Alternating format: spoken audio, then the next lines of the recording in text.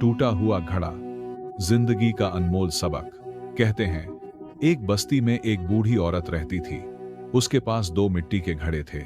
वो रोजाना एक लकड़ी पर दोनों घड़े बांधकर अपने कांधे पर रखती और नदी से पानी भरकर घर लाती। इनमें से एक घड़ा बिल्कुल सही सलामत था, लेकिन दूसरा थोड़ा टूटा हुआ। जब भी बूढ़ी औरत पानी लेकर घर पहुंचती तो सही घड़ा पूरा भरा रहता, लेकिन टूटा हुआ घड़ा, उसका आधा पानी रास्ते में ही गिर जाता। सही घड़ा अपनी कामयाबी पर बहुत खुश था, लेकिन टूटा हुआ घड़ा मायूस और शर्मिंदा रहता। वो अपनी जात से नफरत करने लगा था।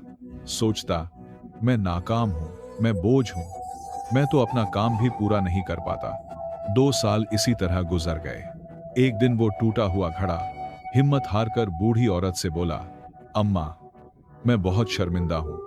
तुम मेहनत से पानी भरती हो, लेकिन मेरा आधा पानी तो घर पहुंचने से पहले ही गिर जाता है।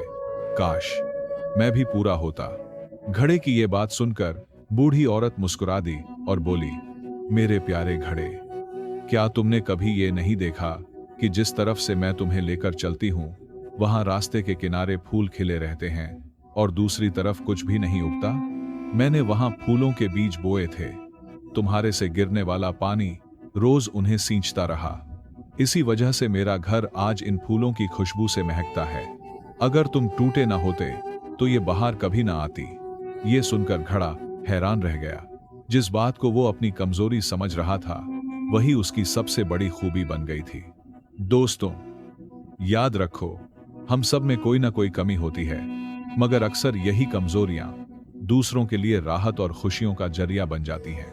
हमें चाहिए कि हम एक दूसरे को उनकी कमियों समेत कबूल करें, क्योंकि कभी कभी यही कमियां हमें जिंदगी के सबसे हसीन फूल दे जाती हैं। जी हां, हम सब में कोई ना कोई ऐब है, तो क्यों ना इन ऐबों के बावजूद एक दूसरे की खूबियों को मिलाकर अपनी जिंदगी को महकाएं।